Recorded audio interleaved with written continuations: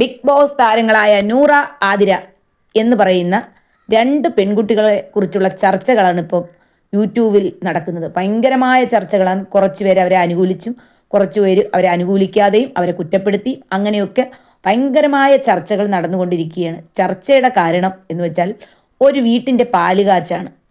ഫൈസൽ എന്ന് പറയുന്ന അദ്ദേഹത്തിൻ്റെ വീട്ടിൻ്റെ പാലുകാച്ചാണ് മലബാർ ഗോൾഡ്.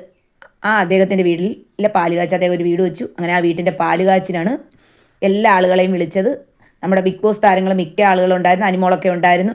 പിന്നെ അതേപോലെ ആതിര, നൂറ, പിന്നെ സിനിമാ നടന്മാർ, നടികൾ, ഹിന്ദിയിൽ, തമിഴിൽ, അങ്ങനെ മിക്ക സിനിമ നടന്മാരും നടികളും ഉണ്ടായിരുന്നു. എല്ലാ ഭാഷയിലും ഉണ്ടായിരുന്നു. പിന്നെ മന്ത്രിമാർ, MLA മാർ, MP മാരും ഒക്കെ അദ്ദേഹത്തിൻ്റെ വീട്ടിൻ്റെ പാലുകാച്ചിന് വന്നിരുന്നു.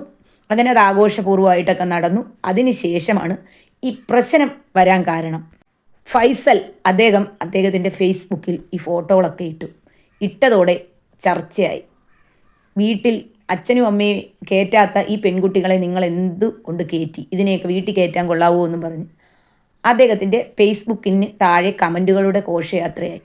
അപ്പോൾ അദ്ദേഹത്തിന് വല്ലാത്ത വിഷമം വന്നു. അദ്ദേഹം തിരിച്ച് ആളുകൾക്ക് ഫേസ്ബുക്കിൽ ഒരു മറുപടി കൊടുത്തു. ഞാൻ ഇവരെ വിളിച്ചിട്ടല്ല വന്നത്, ഇവർ എൻ്റെ വീട്ടിൽ വിളിക്കാതെയാണ് വന്നതെന്നാണ് ഫൈസൽ മലബാർ ഗോൾഡ് അദ്ദേഹം പറഞ്ഞത്.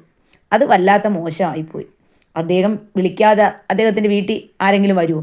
അത് അദ്ദേഹത്തിൻ്റെ സെക്രട്ടറി വിളിച്ചിട്ടാണ് എന്നാണ് അദ്ദേഹം പറഞ്ഞത്. സെക്രട്ടറിയുടെ അടുത്ത് നിങ്ങൾ അറിയാതെ സെക്രട്ടറി വിളിക്കൂലല്ലോ. എന്തായാലും ആരെയൊക്കെ വിളിക്കണമെന്നുള്ള ലിസ്റ്റ് സെക്രട്ടറിയും ഫൈസലും അവരെ കുടുംബവും ഒക്കെ ഇരുന്ന് തീരുമാനിച്ചിട്ടല്ലേ വിളിക്കുകയുള്ളൂ. എന്തായാലും രണ്ട് പെൺകുട്ടികളെ വിളിച്ചിട്ട് അവരെ അപമാനിച്ചത് വല്ലാത്ത മോശമായിപ്പോയി. ആഹാരം കഴിക്കാൻ ഇലയിട്ട് ഇരുത്തിയിട്ട് പിടിച്ചെണീപ്പിച്ച ഇതുപോലെ ആയിപ്പോയി. ഫൈസൽ മലബാർ അദ്ദേഹത്തിനോട് പറയാൻ എനിക്കിതേ ഉള്ളൂ, ഇനിയെങ്കിലും അങ്ങനെയൊന്നും ചെയ്യരുത്. നിങ്ങൾ ഇതെല്ലാം അറിഞ്ഞുകൊണ്ടാണല്ലോ അവരെ വിളിച്ചത്. അത് സ്വന്തമായൊരു തീരുമാനം എടുക്കാൻ പറ്റാത്ത മനുഷ്യൻ, അത് വല്ലാത്ത ഇതായിപ്പോയി. നിങ്ങൾക്ക് നിങ്ങളുടേതായ പലർക്കും പലരുടെ കാഴ്ചപ്പാടുണ്ട്.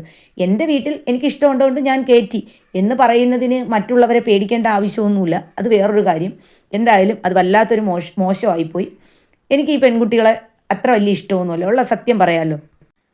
ബിഗ് ബോസിൽ അനിമോളോട് കാണിച്ചത് എനിക്ക് ഒത്തിരി പിടിക്കാത്തൊരു കാര്യമെന്ന് വെച്ചാൽ, നമ്മൾ നല്ല രണ്ട് സുഹൃത്തുക്കളാണെങ്കിൽ ഒരിക്കലും ആ സുഹൃത്തുക്കളെ ചതിക്കില്ല. പറയാത്ത കാര്യങ്ങൾ പറയുക, അത് വല്ലാത്തൊരു ചതിയായിപ്പോയി അന്ന് ആതിര കാണിച്ചത്. അത് നമ്മളെയൊക്കെ വേദനിപ്പിച്ചു. ഒരിക്കലും ഒരു സുഹൃത്തിനെ ഒറ്റ കൊടുക്കില്ല.